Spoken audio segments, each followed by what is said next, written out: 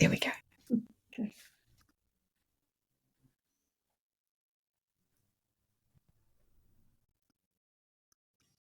All right, guys, we are actually live. Yay. It's Yay. only 5 minutes past welcome. Here we are. If anyone's joining us this morning, good morning and welcome to another LinkedIn Live with Marti Spiegelman, Steve, Sandor, and myself in the back room mostly.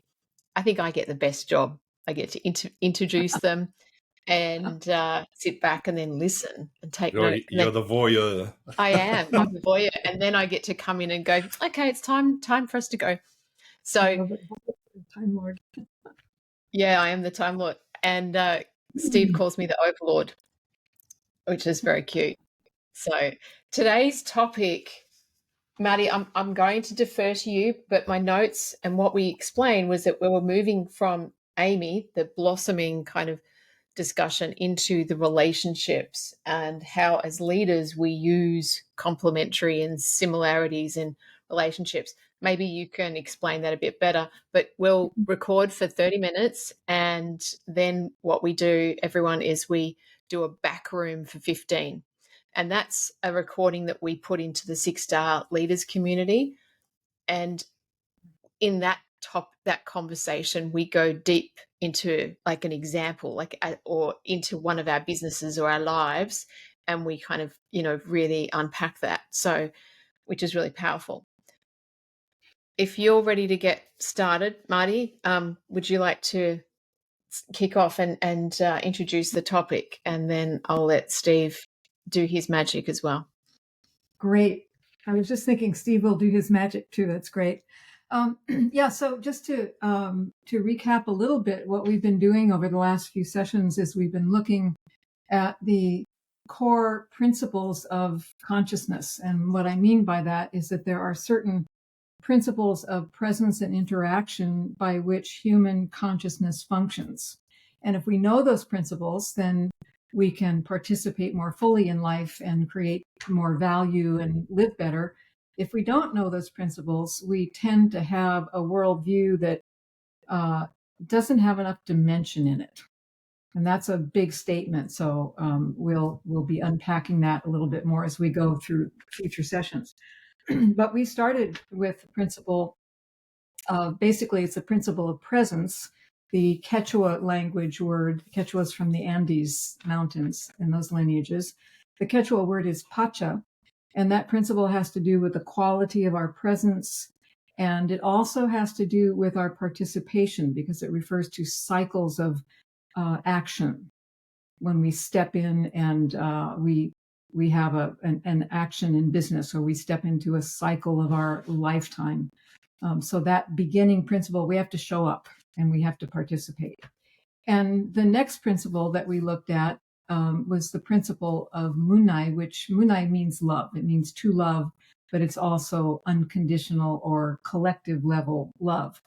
And that, in terms of consciousness, is just how aware are we? Are we capable of being aware of everything as it is without any agenda or attachment or need to control or edit? It's just full awareness of the world, just letting it all be. And if you've ever been, even for a few moments, in that state of being, it's a really open-hearted state. There's no pressure. There's nothing to do anything. So it's actually a principle of consciousness. And then if we can manage to be organized by those two principles, that's how we say it, we're present and we're aware of everything, and we know ourselves so well that we don't have to start controlling and editing and pushing and pulling. We're just here. Yeah. And we're connected to the world. In that state, we begin to be aware of specific relationship lines that we have. And it can be with people, with groups, with places, with a home, with a job, with a lineage, with a place on the land where you were born, maybe. And these relationships, they require our participation by investing. And the investment is in order to create multiple kinds of return at multiple scales for everybody involved. And that has to include yourself. So you think of the Western habit of over giving. We give so much out, but we don't take anything in. It goes against consciousness to not receive at the same time that you're giving. So that's the principle of Aini, which we've talked about recently. And if we get good at Aini, we get good at recognizing relationships where there's a possibility to create some real good stuff.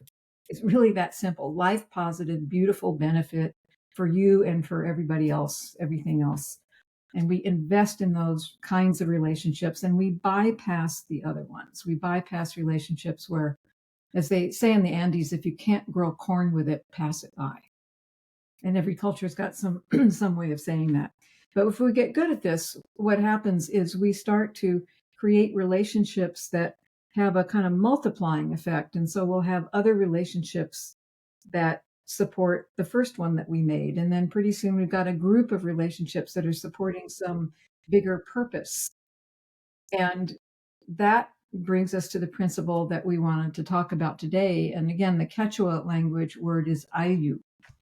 And ayu simply means community. It's any group of 3 or more people, or it's 2 people and a home where you both live. Now, it's the collective level. And ayu is the outcome of good presence and loving connectivity and good aini in your relationships. We grow an ayu from the center of who we are via our participation in life. That's how consciousness builds an ayu. You think about one little seed sprouting. I have a forest of Douglas firs on my property, and one little seed sprouts a little tree.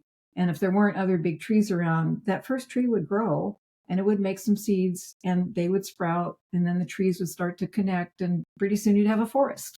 Yeah. So it's this core skill with relationship. First, who are we? Do we know ourselves? Can we be present? Can we make relationship? Can we be accepting and receiving? And can we stay steady long enough for a community to emerge? Yeah. So it's a really big skill. And what we find in the Western world so often with these principles is we find the opposite. You know, usually somebody says, okay, we're going to get a group together now, everybody relate. Right. And it's tough because we haven't activated the first 4 principles. And so we're in our heads trying to think, what should I do to be part of the group? And the group feels a little false, and not very much gets done.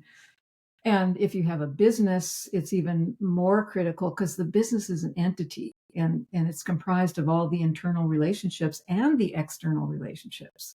So for a business to actually be conscious, you have to know how to activate these principles in your own awareness. You have to have some mentorship and some experience and some trial and error to get the feel of what it is to be in an active and an actually conscious relationship where contributions are being made, values being created, and there's a multiplier effect. Yeah. So that's a start. How about it, Steve? Yeah, and that's a great summary of what we've spoken about to date, Marty. I mean, a couple of things. I've been through probably 30 plus years ago now, facilitated workshops where emotional intelligence was talked about.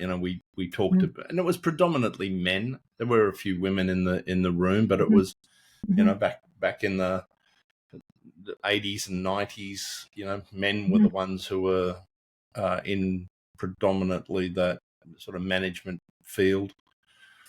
Av was coming into those environments. I wasn't there with Av, but she was sort of breaking in, and she had her own challenges, as all women did through that period of time, because there was this element of love that we spoke of, right? And it's uncomfortable at that point in time, as I don't think it's that uncomfortable anymore to talk about love, but I think there's a certain level of uncomfortableness still in in corporate world where you feel as though love, soft skill, there's a weakness involved in that. So the concept, this concept has been around for a long time in the Western world, right? But not the same. Not, it's probably just a scratching of the relationship surface without probably a little bit of get to know you, get to understand you, and a little bit of the relationship, and creating an environment that felt safe where everybody could, so the oxytocin would flow, and then, whatever the other drugs that were going through our bodies that enabled us to hug at the end and say, wasn't that great? But there was no framework to go forward, right, to take it into the workplace. And so, you turn. I remember going home to my wife, and she said, "What have you been drinking?" I came out completely different to what I went in, right? Yeah. Or smoking. So it's been around. Well, we've spoken about the ego being at the center. Modern day world, we talk about me, and how how can I get better? And the focus is on me, not how can I become a part of a relationship or a group of people. Yeah. So just a practical application, because I know when I go into a business, and effectively I'm a change manager of sort, right? I'm not there to make a change, but because I'm there, I'm making a change. There's always a saboteur. There's always someone there who doesn't agree with what needs to be done, regardless, right? If it was me or anybody else. Yeah. So there's this. So you're trying to build this culture, and then there are people within that who don't necessarily agree with you because maybe they're not as developed in that thinking. How in the timeless wisdom, these old, these ancient philosophies or technologies, how do they go about dealing with disagreement? Or, not everybody's enlightened, I'm assuming, right? But so is there a way that the community then comes together to support someone who's not, on the same page? Yeah. There are very sophisticated techniques, actually. The idea is that disclosure is the glue that keeps a collective together. And so if somebody's digging their heels in pushback state, basically the community goes and gets them and hauls them out and says, okay, what's the problem? Talk to us. Because if there's one person who's not willing to participate, the whole community suffers, and the community basically won't stand for it. But you have to be, the reason that we can do this kind of thing in quote unquote indigenous settings is that everybody in those settings is subscribing to an understanding of the world and humanity's place in the world. So everybody understands that everything is going through cycles. Everything has a coordinate it lives in, and it goes through cycles, Pacha. Everything is what it is, Munai. And if you're going to fight that, then you're really in trouble. So you have to really be aware of what is. Everything requires I need. So what went wrong with the investment in the relationship? What more needs to happen? What's not working any longer? Yeah. And the collective, the community has to exist, because in nature, as Janine Benia says, nothing is outside of the system. What would happen to you if one of your kidneys just refused? I mean, seriously, or one chamber of your heart said, yeah, I've had it. And it's true for human communities just as much as it is for the community that our body is, or the community that a forest is, or a desert, or anything. This is what I mean, is that these are principles of consciousness. This is how living systems actually function. And, in the modern world, we have a big confusion. We look at our emotional intelligence. I think that may be one of the most confusing things we've ever developed, because our emotions are very important. We need to mature them, but they're only like a half the equation, if that, because emotions are our responses to a situation. What you need is the rest of your consciousness to see the dynamics of the situation in the first place.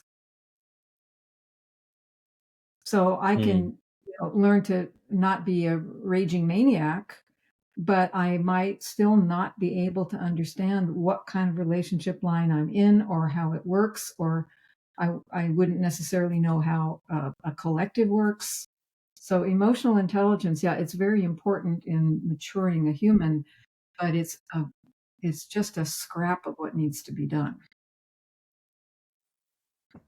So what I'm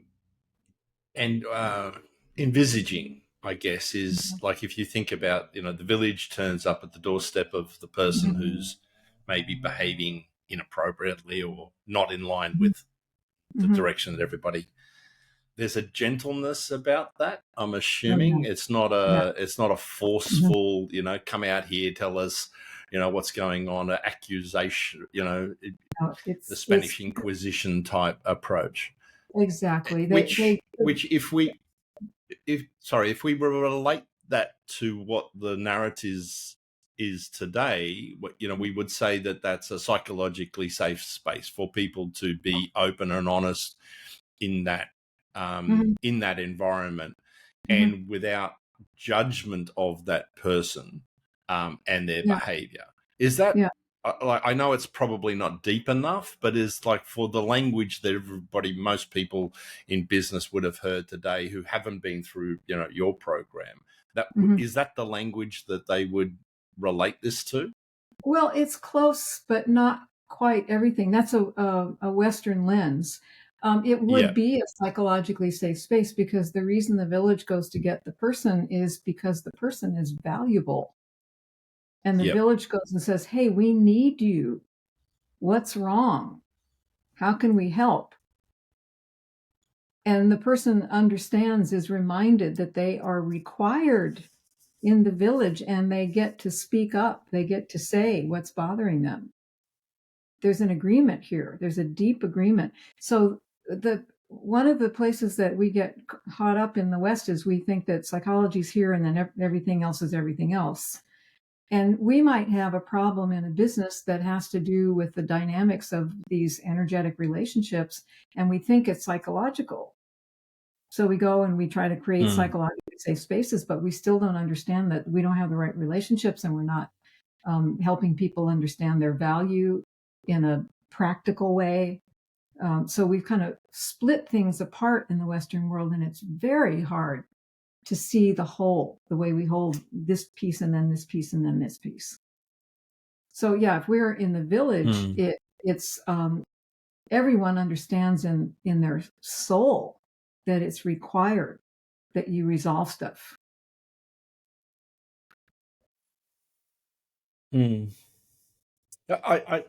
Sort of. It's interesting because the whole narrative around. I mean, what we're talking about here is some sort of the function of human relationships in organizations.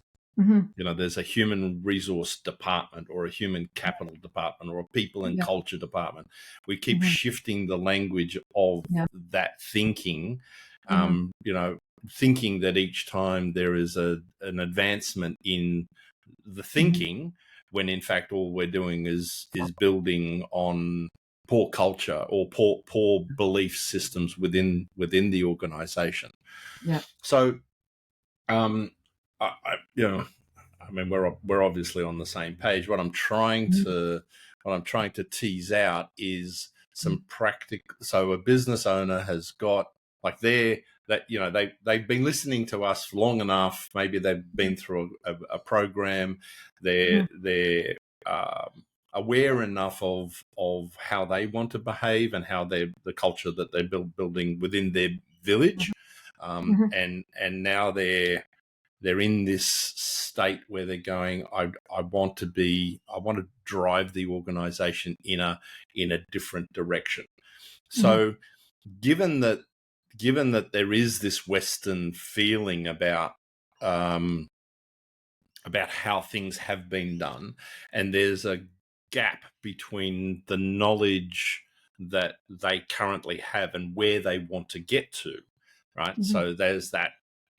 How do I bridge that gap to bring the community with me on this journey? So what would be some of the things that you do? Like you run a program for people who are going down this pathway. So what would be some of the things that you might introduce in that learning to help them, overcome that particular problem?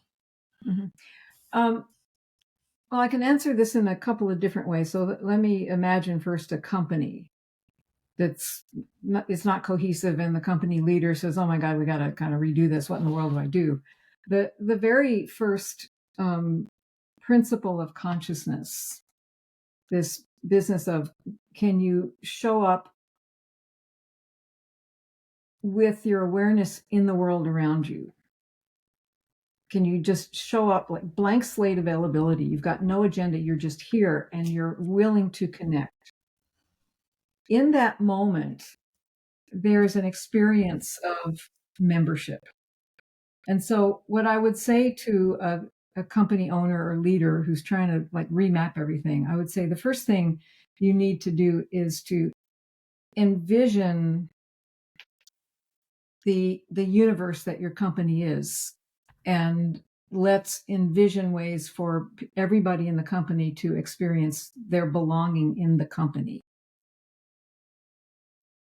And what I want to do if I'm guiding something like this is I want to get it beyond psychology, because if we stay with psychology, we're wrestling ego alligators, and that's not where the solution lies. What's the big purpose of the company? What's the vision of the company? What's the trajectory? What kind of talent and input and genius does it need? And everybody in the company, can we identify for them their place and their role and their value? This is why they're here, and this is what they belong to. Membership is the very, very, very first thing. And the next thing is, what are the internal relationship lines? A lot of times companies they're beautiful companies, they have great purpose, but the internal structure is levels of management controlling levels of workers. And I can't think of anything worse, quite frankly. I know it's a Western management thing, but geez, there must be some other way. What needs to happen inside a company, if it's going to be actually conscious, is that those relationship lines in the companies are based on two principles, and one of them is complementarities, and the other one is similarities.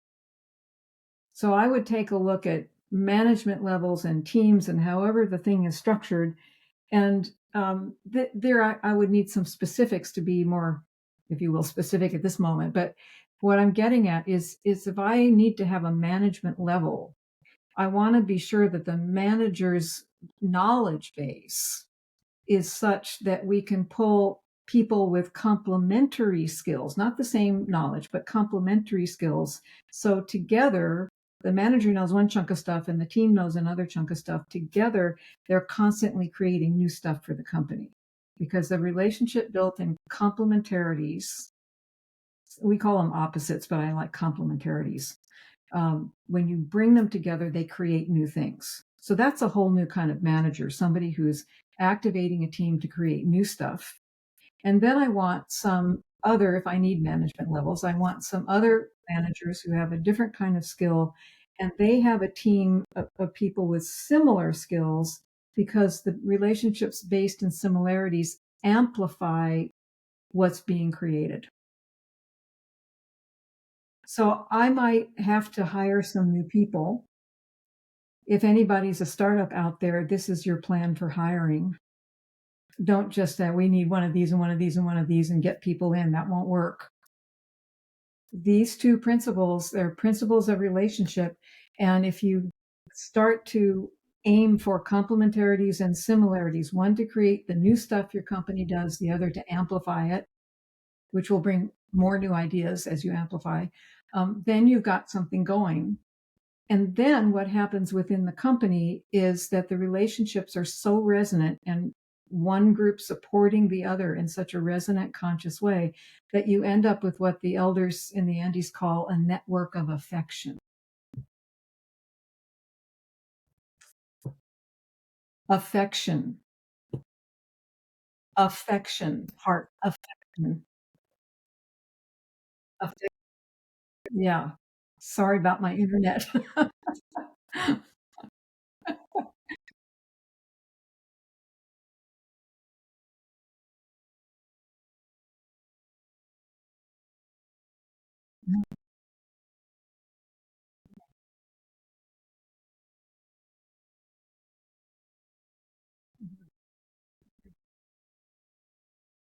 Yeah.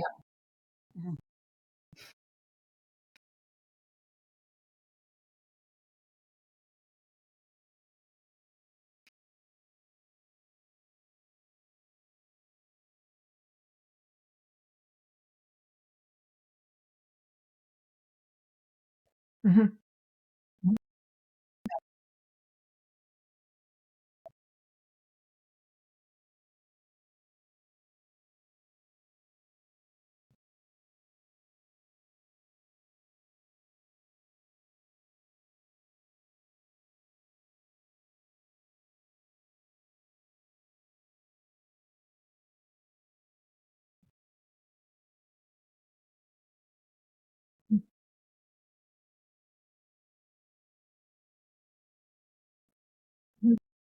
Yeah. Yeah.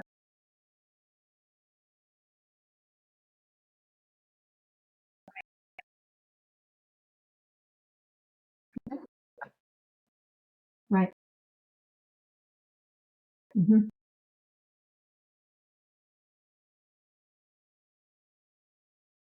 Yep.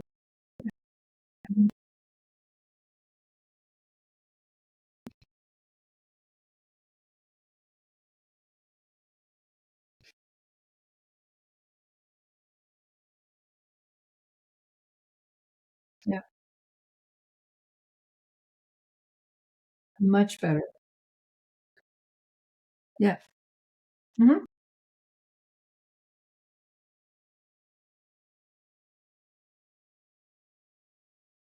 Well, there's Mondragon in the Basque country in Spain. I believe I have that company name right. And there's a Finnish company. Um, I don't remember their name. I have to look it up. They were active maybe 3 or 4 years ago. I hope they're still in business, but they had more of this webbing kind of structure. And you're right. It's these. We're not talking about something that's two-dimensional, linear, strictly structured. It's webbed. This is what consciousness is. Interconnections within spheres, and then spheres are interconnected, and then you get the whole thing. The big sphere is the total entity, and within that there are spheres, and those spheres interconnect, and within each sphere it's interconnected. It's exactly right.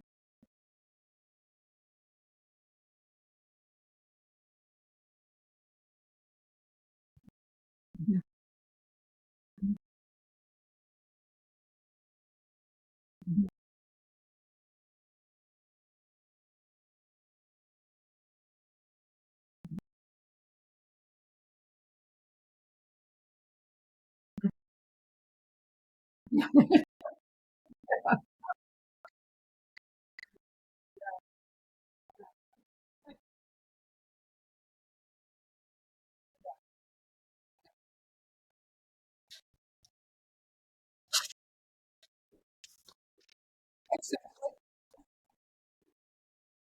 Right, right.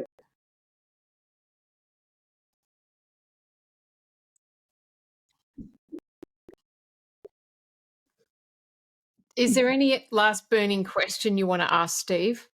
Otherwise, I'll get Marty to do a sort of summary of what we've just kind of talked about and extracted. And I think we need to go into it a bit more probably next in the next conversation as well.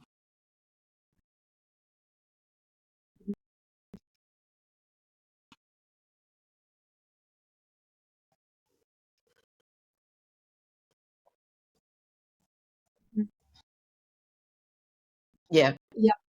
Yep. Yeah. Yep. Yeah. Yeah. And I want to emphasize that what we're talking about, and my work in bringing these principles to the Western world, it's not being done anywhere else. I'm sort of out here like Einstein on the front end of a beam of light trying to see what happens. And I can, something like that, right? And what I'm looking for are, like, Steve, what you bring, and Av, what you bring, like real life situations where people are trying to do things differently.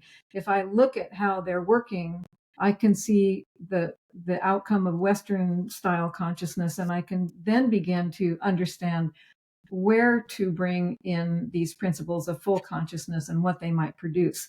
But we're not talking, for our listeners, we're not talking about anything that's all set and we got a little package for you. We can teach you the principles, but we're all together discovering how to create consciousness in the world that we have. And it's quite, it's huge. It's like most people, like Steve, you just were talking about the webbing. Most people would see it as chaos, but it's not. It's a whole new dimension of what is possible. And we're inventing it, creating it. And so we invite everybody into Six Star to help us do that. Yeah, we do. That's what Six Star is all about. And we're going to go off now into the back room, record our bonus content for the Six Star Leaders community. And I'm excited. So thank you. We'll say goodbye, and we'll be seeing you. I think we have to work it out. Marti's going to be in Peru in 2 weeks. So we can't see you in 2 weeks' time, but it will be probably the week after that or the week after that. Yes. Before we know it. Yeah.